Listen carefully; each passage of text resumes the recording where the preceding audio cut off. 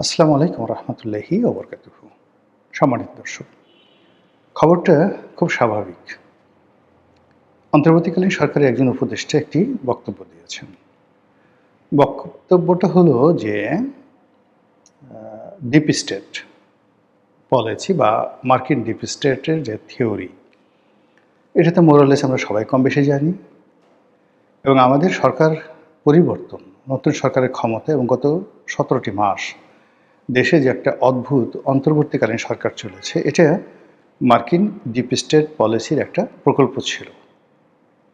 এটা open secret, কোনো কিছু নতুন করে বলার দরকার নেই, আমরা সবাই জানি।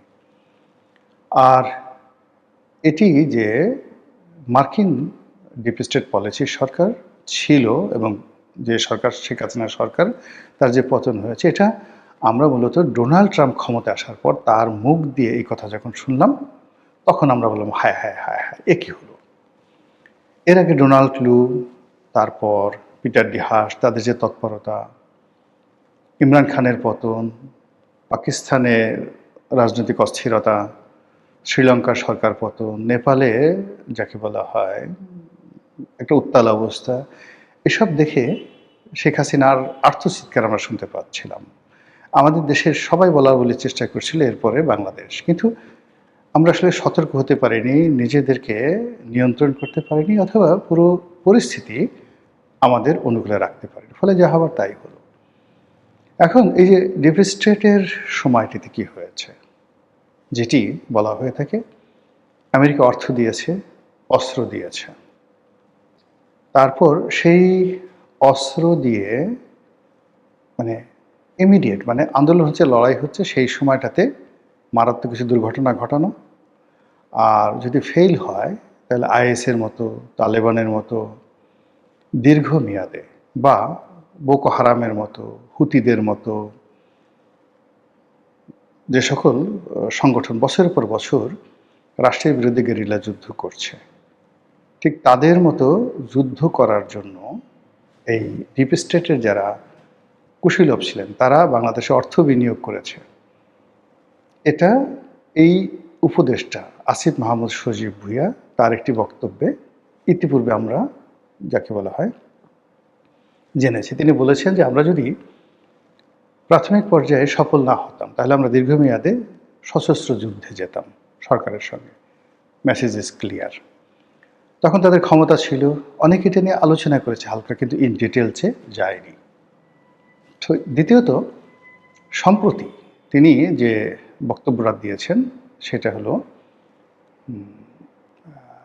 মার্কিন ডিপ স্টেট পলিসি যারা হর্তাকর্তা, তারা তাদেরকে এই যে আরও দীর্ঘ সময়, অর্থাৎ 2029 সাল পর্যন্ত ক্ষমতায় থাকার জন্য একটা ছক এঁকেছিল। তারপর বলেছিল যে আপনারা থাকেন, কোন নির্বাচন করা লাগবে না, বিএনপিকে নির্বাচনে আসতে দেওয়া হবে না, তারেক রহমান সাহেবকে দেশে আসতে দেওয়া হবে না, এশরাককে ঢাকার মেয়র পদে নিয়োগ দেওয়া হবে না, ইত্যাদি যা কিছু ঘটেছে। 5 বছর ক্ষমতায় থাকা, 50 বছর ক্ষমতায় থাকেন, আজীবন ক্ষমতায় থাকেন, এই যে ডক্টর মোহাম্মদ ইউনূসের যে বক্তব্যগুলো, এগুলোর সঙ্গে যে একটা ডিপ স্টেট পলিসির গ্রিন সিগন্যাল ছিল, সেই গ্রিন সিগন্যালটি এই সময়টাতে আসিফ মাহমুদ সজীব ভুঁইয়া ফাঁস করে দিয়েছেন। আচ্ছা, আমরা তো আসলে দার্শনিক হিসেবে খুব কমই দক্ষ। মলম বিক্রির বিজ্ঞাপন, জারি গান, সারি গান, তারপরে বানরের নাচ, পুতুল নাচ, এগুলো আমার খুব প্রিয় বা আমাদের প্রিয়। কিন্তু ঘটনার পেছনে যে ঘটনা থাকে, সেই জিনিসগুলো দার্শনিকতার দৃষ্টিকোণ থেকে চিন্তা ভাবনা করার মতো মানুষ আমাদের দেশে খুবই অল্প। ফলে কি হলো, অতীতে যে ঘটনাগুলো শেখ হাসিনার জামানাতে শুনেছি, আমরা ভাবিনি, চিন্তা করিনি এটার পরিণতি কী হতে পারে। ক্ষমতাসীনরাও চিন্তা করেনি, বিরোধী দলও চিন্তা করেনি।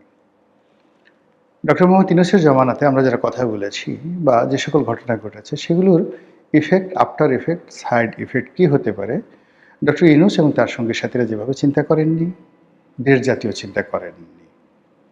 আবার এখন তারেক রহমান সাহেব ক্ষমতায় আসছেন, মনে হয় যেন একেবারে 2041 সাল পর্যন্ত ক্ষমতায় থাকবেন, তারপরে তার স্ত্রী ক্ষমতায় আসবেন, তার স্ত্রীর পর তার সন্তান জায়মা রহমান ক্ষমতায় আসবেন, এরপরে নাতিপুতি যারা আছে তারাও ক্ষমতায় আসবেন। ঠিক এইরকম একটা আত্মবিশ্বাস নিয়ে বিএনপি যখন এগুচ্ছে, তখন হঠাৎ করে আসিফ মাহমুদ, সজীব ভুঁইয়া এই মার্কিন ডিপ স্টেট পলিসির কথা কেন বললেন?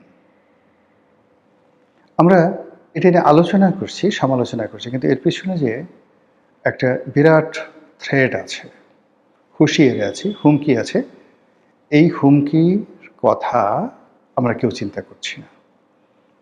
আমার ক্ষুদ্র বুদ্ধিতে মনে হচ্ছে যে এই আসিফ মাহমুদ, সজীব ভুঁইয়া, আমরা তাকে হাঁস বালক, আমরা তাকে ওয়েস্টিন বালক ইত্যাদি বলে ঠাট্টা মশকরা করি, কিন্তু সবার আগে বুঝতে হবে, মানে আপনারা একটা বিখ্যাত হিন্দি সিনেমা আছে সরফরাশ, নাসিরুদ্দিন শাহ এবং যাকে বলা হয়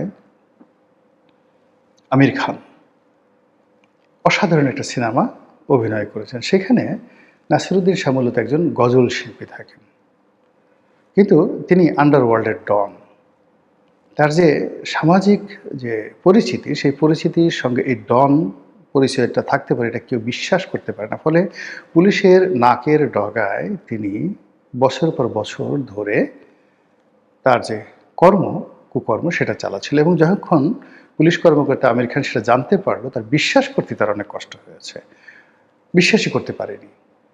কথাটা বললাম এই কারণে যে বিপ্লবীর কণ্ঠে যখন সঙ্গীত থাকে, তলোয়ারের সঙ্গে যখন বাঁকা বাঁশের বাঁশুরি থাকে, সেটা যে কত বড় ভয়ঙ্কর হতে পারে তা কবি নজরুলের যে এক হাতে বাঁকা বাঁশের বাঁশুরি আর এক হাতে রণতুর্য, এটার ব্যাখ্যা আপনারা পড়লে বুঝতে পারবেন যে এটা কি পরিমাণ হয়। কথাটা বললাম যে আসিফ মাহমুদ, সজীব ভুঁইয়া, সে কাওয়ালি গান গায়, তারপর গজল সন্ধ্যায় টিএসসিতে গজল গান গায়, আবার সশস্ত্র যুদ্ধের সর্বাধিনায়ক রূপে, গেরিলা যুদ্ধের সর্বাধিনায়ক রূপে সে যুদ্ধ করার ঘোষণা দেয়। সে বাংলাদেশের সবচেয়ে পাওয়ারফুল কয়েকটা মিনিস্ট্রি একত্রে চালায় 17 মাসের প্রচণ্ড প্রতাপে, এবং তখন আসিফ মাহমুদ, সজীব ভুঁইয়ার সামনে কেউ দাঁড়ানোর সুযোগ পায়নি। কি মির্জা ফখরুল সাহেব, কি সালাউদ্দিন সাহেব, মানে ওনারা যে আছেন, ইনক্লুডিং তারেক রহমান সাহেব, মানে এই যে আসিফ মাহমুদ, সজীব ভুঁইয়া, তার যে ব্যক্তিত্ব, তার যে পার্সোনালিটি, ওই পার্সোনালিটির সামনে তার যখন ক্ষমতা ছিল, স্বয়ং ডক্টর মোহাম্মদ ইউনূসও তার সঙ্গে চোখাচোখি করতে পারত না। সে হাসতেও না, শুধু কাজ করে যেত, কথা খুব কম বলতো, সবগুলো তার সিদ্ধান্ত ছিল, এবং তাকে নিয়ে এত সমালোচনা হয়েছে সে কখনো রেসপন্ড করেনি। এবং আপনি দেখবেন নাহিদ, সার্জিস, হাসনাত, তারা সবাই আগের মতো লম্ফজম্প করেছে, এখনও করছে, নাসিরুদ্দিন পাটোয়ারি, কিন্তু ক্ষমতা থাকা সত্ত্বেও সে কোনো গুরুত্বপূর্ণ বৈঠকে যায়নি, কোনো বড় কথা বলেনি, এবং রাজনৈতিক যারা নেতৃবৃন্দ রয়েছেন তাদের কারোর সঙ্গে তার এরকম দহরম মহরম সম্পর্ক ছিল, সে শুধু কাজ করে গেছে। যেই মুহূর্তে সে মন্ত্রিপরিষদ থেকে পদত্যাগ করেছে, 1 মিনিটে সে রাস্তায় নেমে এসেছে, আবার আগের মতো রিকশায় চড়ছে, আগের মতো গান গাচ্ছে, আগের মতো স্বাভাবিক চালচলন করছে। It's dangerous. শুধু এতটুকুই বললাম যে বিএনপি যে সমস্ত লোকজন এখন বড় বড় কথা বলছেন, মন্ত্রী, এমপি যে সকল বড় বড় কথা বলছেন, তারা আমার দৃষ্টিতে আসিফ মাহমুদ, সজীব ভুঁইয়ার কাছে শিশু, ইনফ্যান্ট। এত দ্রুত এত পরিবর্তন হয় না। তাকে যদি সেই হারুনের ভাতের হোটেল থেকে শুরু করে আজকের এই পর্যন্ত ঘটনাগুলো ডট ডট সাজান, তাহলে দেখতে পারবেন যে এই যুবক যেখানে বসেছেন, যেখানে দাঁড়িয়েছেন, সেখানে একটা ইতিহাস তৈরি করেছেন, সবার থেকে আলাদা। তিনি যা কিছু করেছেন সবার থেকে আলাদা, এবং বিনা প্রয়োজনে একটা সিঙ্গেল কাজ তিনি করেননি। তো এই যে হঠাৎ করে সে এত বড় মন্ত্রিত্বের একটা পদ থেকে পদত্যাগ করলেন, তারপরে সে ইলেকশন করলেন না, এটা স্বাভাবিক ঘটনা নয়। আর এখন সে স্মরণ করায় দিচ্ছে ডিপ স্টেটের কথা। ডিপ স্টেটের সাথে সাথে সঙ্গত কারণে সেই যে গেরিলা যুদ্ধ, সেই যে অস্ত্র, সেই যে শস্ত্র, সেই গোলা বারুদ, সব জিনিসগুলো সামনে চলে আসছে।